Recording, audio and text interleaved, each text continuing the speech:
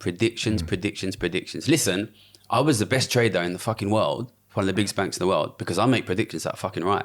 And I could walk out of here right now and walk into a skyscraper in Canary Wharf and they pay me £2 million a year because I'm fucking right when I make my predictions. So I make because I know there's a lot of bullshitters out there, but it's not easy to make predictions that are right.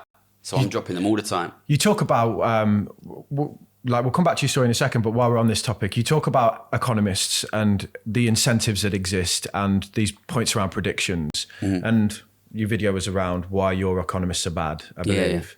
Yeah. And, you spoke about how the best talent basically is hidden away, making millions. Yeah. So for me, there's a two-part problem that we have in the way we build economics in our society. Number one is, if you're really, really good, you can get paid a fucking ton of money to work for a bank.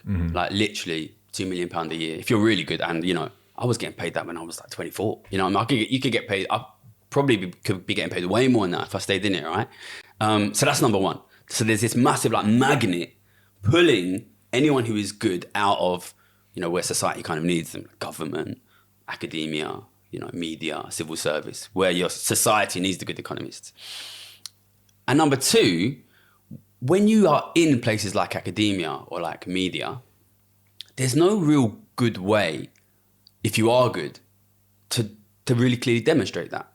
So, I went to work for Citibank, nobody from nowhere, you know what I mean? Little kid from Ilford, basically. Within 2-3 years, he's the fucking guy. He is the fucking guy. He manages the money. He makes the decisions. He's the fucking guy. Everybody knows your name because you come out and you say, bam, everyone's wrong. This is the prediction. Everybody sees after a year, you're the guy who was right. And you do that again and again and again, and you're the fucking guy.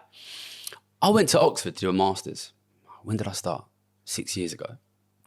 I walked in there, one of the most successful interest rate traders in the world.